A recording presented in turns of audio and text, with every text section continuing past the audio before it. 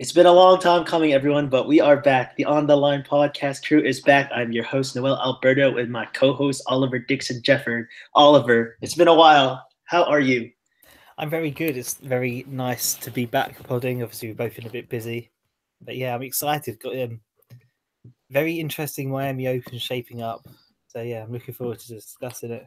Yeah, we had quite the weeks beforehand. We had obviously Indian Wells last week where we had Juan Martin Del Potro win his first career Masters title. And then we had two 20-year-olds in the WTA side as Naomi Osaka took on Daria Kasatkina, with Osaka triumphing her way in brilliant fashion to her for her biggest title of her career. But now we move on to Miami in our first week review, and the headline has to be Roger Federer goes out to Thanasi Kokkinakis in his opening match, and the stat of the day is this is the first time in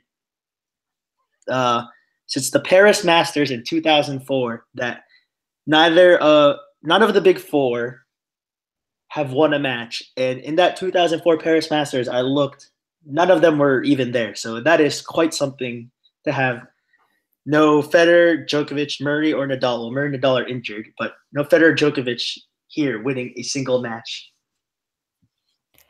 Yeah, it was a real surprise. I mean, I saw little bits of the match on and off. I can't say I watched the whole thing, so don't know the full story, but I saw quite a bit of the first set, and Federer was playing well. I mean, obviously he was rebounding off a difficult loss in Indian Wells. Obviously had match points on his serve in that final. Couldn't quite put it off, so that wouldn't have been great confidence-wise. But he was playing fairly solid, and it's all he needed. Obviously, Kokkinakis is a very talented player, but he's ranked 175th. Had lots of injury troubles the past few Mm-hmm. seasons. Had to come through. I think he had to basically get a Qualified. Yeah, I think he had to get a wild card into the qualifying. So, yeah, not really match that should have been too much of a test. Obviously, it could have been difficult moments. But he just kind of lost it in the second set, played one or two bad games, and that seemed to buoy Kokkinakis' confidence. And then obviously, I think in the final set, there's no breaks, but Federer did look a little bit off his best. He wasn't playing amazingly well. Didn't look very sharp. And, once Kokkinakis got ahead in that tie break, he didn't look back. He remained very, very solid. Obviously, in the years, we've seen so many players struggle to close it out against one of the big four, especially Federer. We saw in Miami last year in the quarterfinals, Berzic was 6-4 up in the final set tie break. And as the Federer came back to win that match and win the title. But yeah, huge win for Kokkinakis confidence-wise. Obviously, the biggest win of his career. It's Verdasco next. Yeah, Verdasco next. This should be a tight match again. Obviously, winnable for him, but obviously Verdasco played some decent tennis sporadically this year. Always hard to predict from him. But yeah, a really rough loss for Roger. This is the first time he's had back-to-back losses since 2014. On the clay, right? I believe so, yeah. I can't remember exactly what it was, but it's been a while, a long time. And yet another match where he kind of lost control of it. I mean, the same happened with Delpo against Delpo in the Indian Wells final. Obviously, that's another tight one, 7-6 once again in the third set. But I think a lot of that final, which I managed to see all of, and it was worth it because it's a great final. I think Del Potro was the one in control. It was either him winning the point or him losing the point. And that happened throughout the second and first set in this match, which I think is a little bit concerning for him. Obviously, we know he's not going to be playing for quite a while now, which is, I think, fairly unsurprising. But yeah, I think he could do with a few months off heading into the grass season.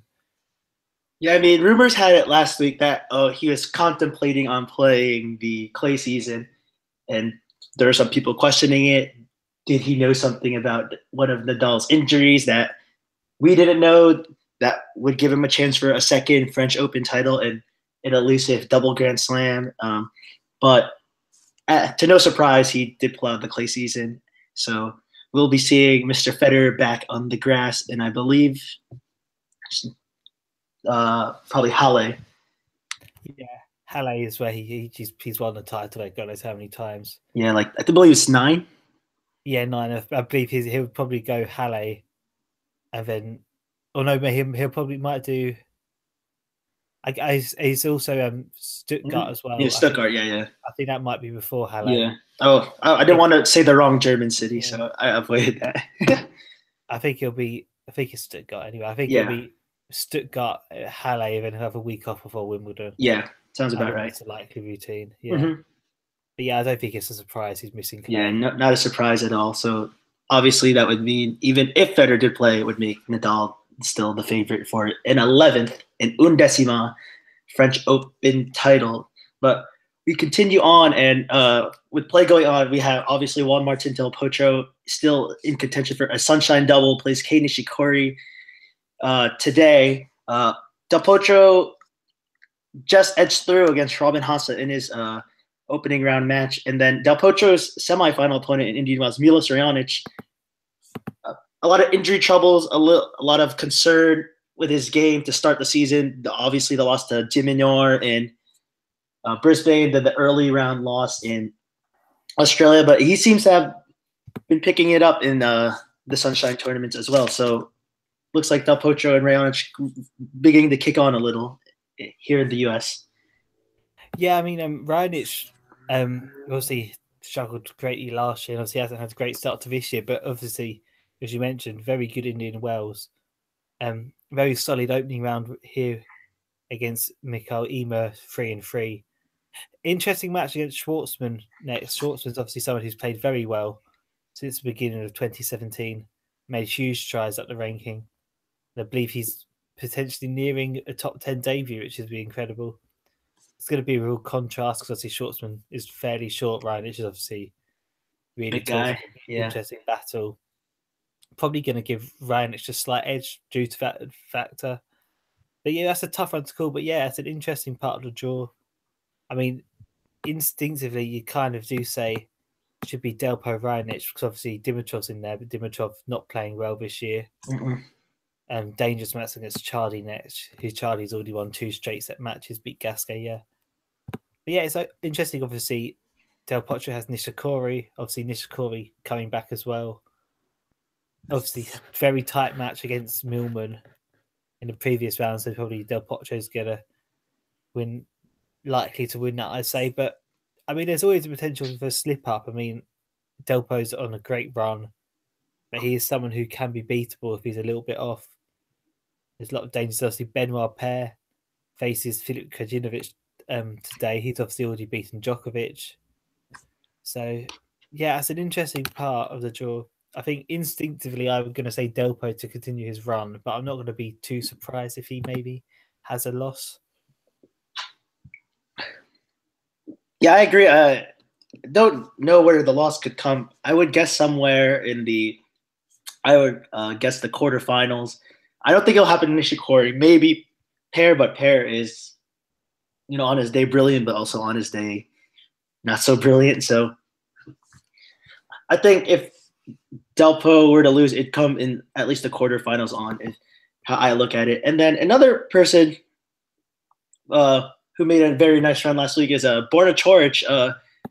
There's been a lot of talk about him like plateauing after his brilliant start as a teenager and came into 2018 or end of 2017, beginning of 2018 with a brand new team and had chances to take that match versus Federer in the semifinals last week, just couldn't do it. But it's nice to see that his talent finally really getting on display as he's maturing.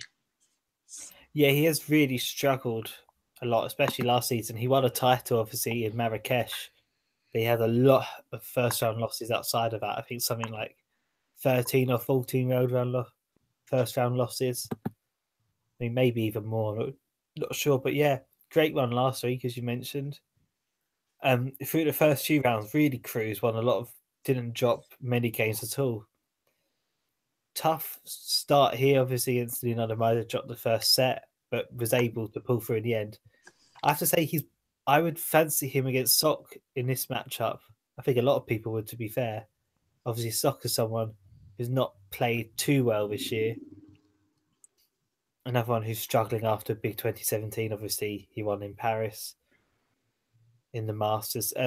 So yeah, I think, and looking ahead, Query or Shapovalov for the winner after that. So this is another open section, and you've got to say Koric is in with a good chance of reaching back-to-back Masters quarterfinals. Yeah, I mean, I don't doubt his ability. As Query's been okay this season, made the final in New York. Shapovalov's been okay so far this season. Obviously, he had the brilliant end to 2017. Obviously, the U.S. Open, his run in Canada. Obviously, you just mentioned that Sock's not playing well, but I think George should be the favorite out of this section. And we're gonna, before we move on to the women's, just look at this top half in general. It's kind of opened up with Federer going out. So, who do you think is the now quote unquote favorite to maybe reach the final here? I'm looking at a name with a number 4 next to him. It's Alexander Zverev. I think he thrives in this best of 3. I'm not sure how he really thrives in the heat. He's obviously gotten more fit over time, but I think this could be something that could really kickstart his season. It's so hard to call. I mean, he's obviously in with a great shout, but he's someone who also maybe not at his best so far this year. As you said, this could be a kickstart.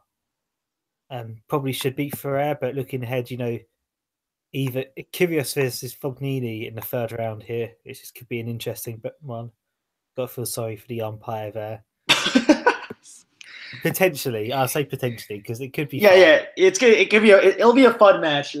I feel that'll be a fun match regardless. Obviously, Kyrgios is someone semi-finalist in Miami last year, lacking match practice, but looked very good in the 1st round.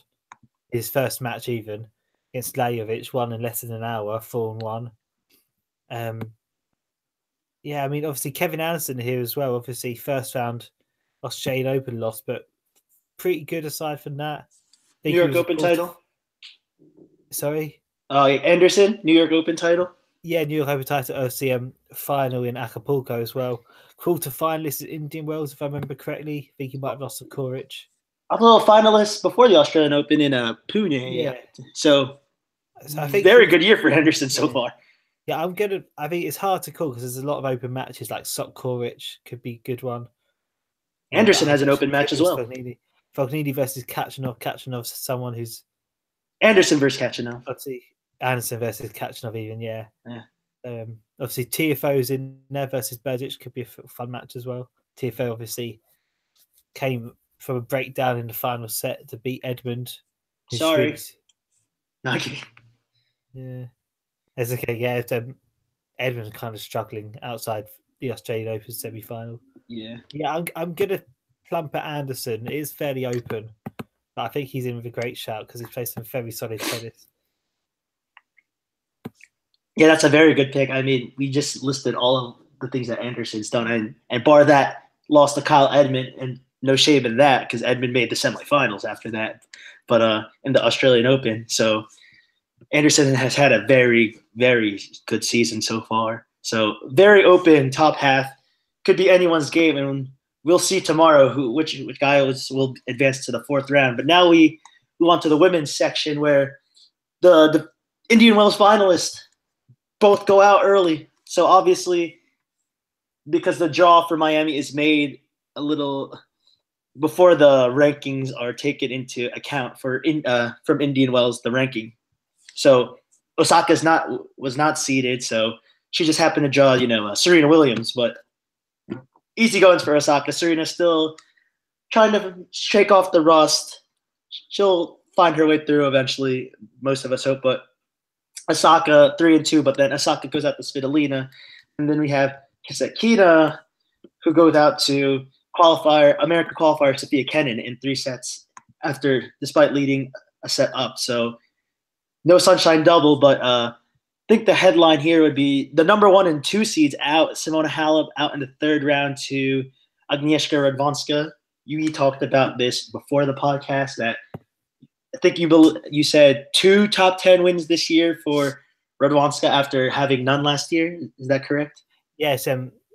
She's only had 2 matches against the top 10 versus Konta in Sydney. She won in straight sets in this match. And this is only her 2nd ever win over current world number one player. Her only previous one came when Wozniacki was world number 1 back in 2012.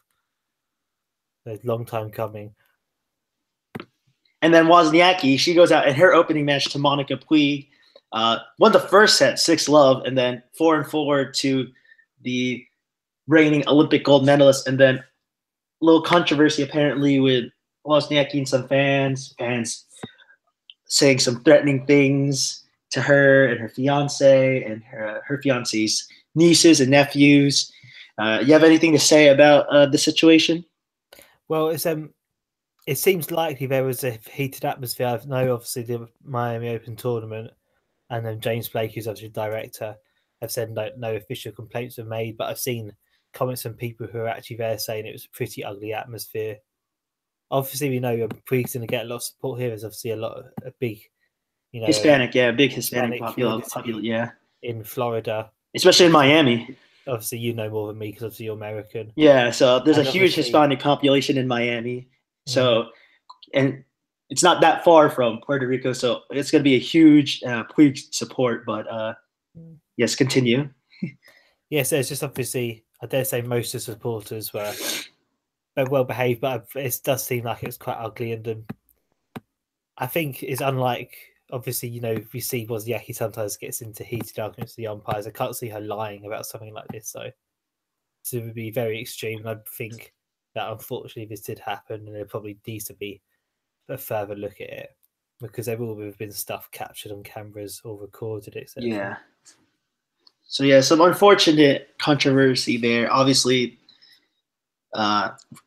tennis can be heated. Obviously, we see like people like arguing with umpires, as we've mentioned, smashing rackets, but it's still, you still want to have a good set a good tone for the fans and everything, even though in this case the fans are the ones causing trouble. But yes, 1 and 2 are out. Defending Indian Wells finalists are out, so kind of really opens up. So we have the bottom half of the women's draw playing today, and this is the half that's kind of opened up because no Wozniacki. So if you look at the most bottom section, it's all unseeded. Danielle Collins versus Donna Vekic, and then Maria Sakkari and Monica Puig. But then move up, then we have Venus Williams versus Kiki Bertens. The winner will face Johanna Konta. So Konta finding her form, 2-1 today versus Elise Mertens, Oliver.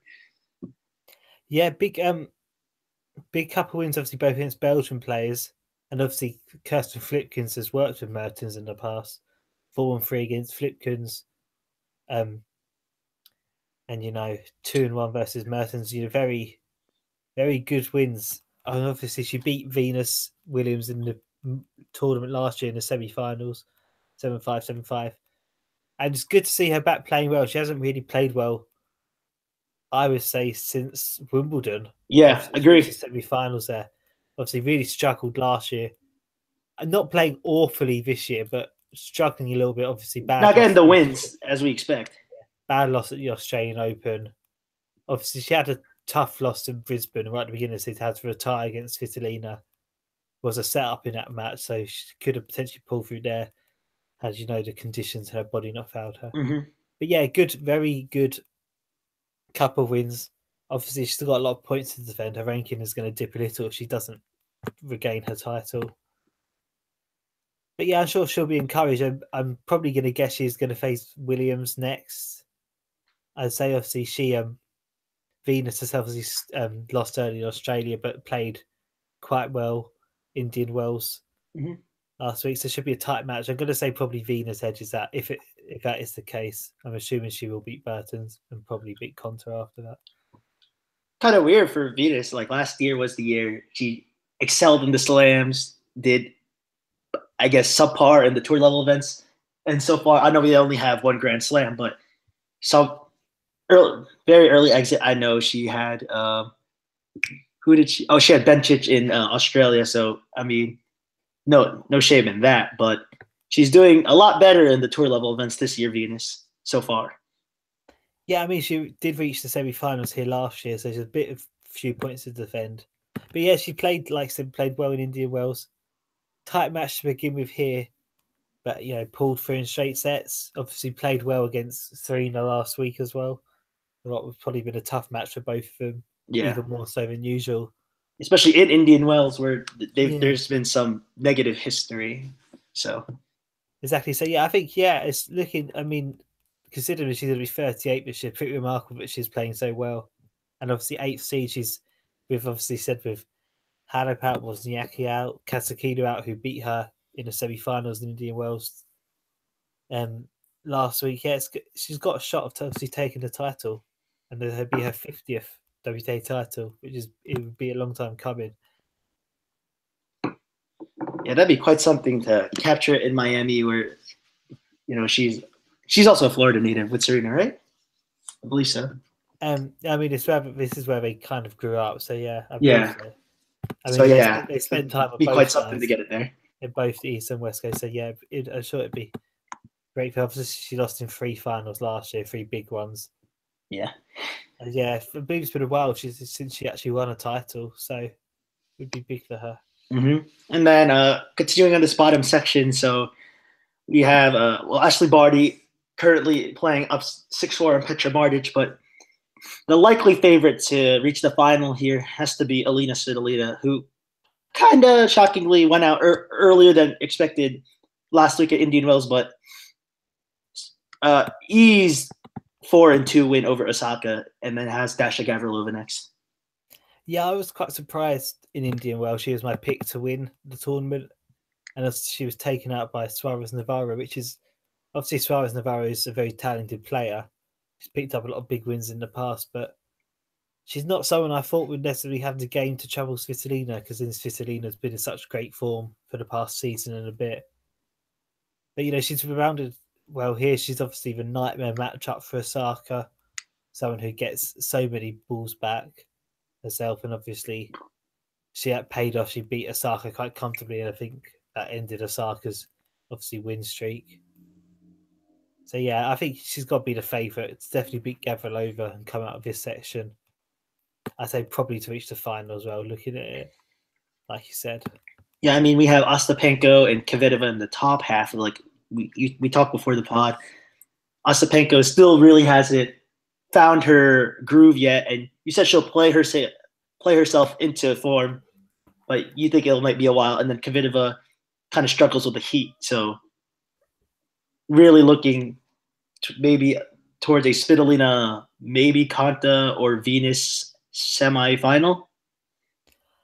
I think probably, I mean, on their days, Ostapenko and Kvitova can beat Svitolina, because if they hit the ball so hard, it's even possible even for someone like Svitolina to get it back. But as you mentioned, Kvitova, conditions never favour her in this part of the season. Ostapenko is still struggling a little bit. So I would say Svitolina versus Williams, I'd say. Probably Svitolina edging that matchup should it happen. But is it another tight one to call? Yeah, very tight. And then top half, so the 4th round match is already set. So we still have some very nice matchups despite losing Halep here. We lost Halep, lost Madison Keys, Julia Gergis. But we have obviously the blockbuster matchup is Muguruza Stevens. But I think another blockbuster matchup is Radwanska Azarenka. So that is the section 1, and the winner of that will take on Diaz Pliskova, where Karolina Pliskova has to be the heavy favorite, but Radwanska Azarenka is a tasty matchup. Absolutely. I mean, Azarenka does lead the head-to-head, I think, fairly comfortably. I think it's like 12-5, but obviously Radwanska has had some success before. Radwanska's obviously someone really struggled since the beginning of 2017, but huge win, as we previously mentioned, against Halep from a set down, I think, yesterday. So she'll be full of confidence after that. Her first top 5 wins in Singapore in 2016. But obviously, Azarenka obviously very comfortable in her opening match against Bellis. Hard to tell since obviously Keys retired after a tight first set between the two. Keys had set point in that first set. Yeah, obviously, had to come from a sit down against Sevastova. But I think I have to give her the edge in that matchup. Obviously, Veranska is someone incredibly tricky to face if she's playing well. I think Azarenka, well, both former Miami champions actually, but I think she's won the title 3 times here. So obviously the court and conditions playing to her favour, and I think considering she's the more powerful, I think she might be able to break Radonska down. Yeah, I agree so too. And apparently these two used to be friends too. No love lost now. Do you know anything about that? Or no, not really. I mean, they're both friends with Wozniacki, and so could be something. I'm not so obviously, and they're around the same age. So they probably trained and grew up in the same academies. I'm not really sure. Yeah, not really sure either, but that's what I've been reading. But we'll find out more later. So yeah, not much really between Diaz and Pliskova. I feel to talk about. I feel Pliskova, she has struggled this year compared to like where she was last year, but I think she should find a way through to this one. Absolutely. I mean, her first 2 matches haven't been easy. Tight 2-setter against Makarova. A tight 3-setter against Sue Hichet. Obviously dropped the second set 6-1. First set tiebreak she won. So not convincing, but I think Diaz is someone who could maybe pose a little threat, but I think Pliskova should be coming through with hopefully an improved performance in the last 2 matches. Yeah. And then Section 4, obviously, Angelique Kerber, big favorite over Wei Yafan, the 23-year-old who qualified. So Kerber, huge favorite. Obviously, Kerber, probably the most formed player of 2018 so far. Would you agree? Yeah, I do think she's the most informed player. Obviously, as we said before the pod, she's the first to reach 20 wins on tour this year, which is remarkable considering she only won 29 matches throughout the whole of last season. So yeah, she's playing incredibly well, but obviously could have Muguruza in the quarterfinal. Or Stevens. Or Stevens, obviously. If it's against Muguruza, they've had some very good matches, very tight matches, but Muguruza has edged them the most. But Stevens is a more winnable match for her, but it's still potential danger. So it could be interesting.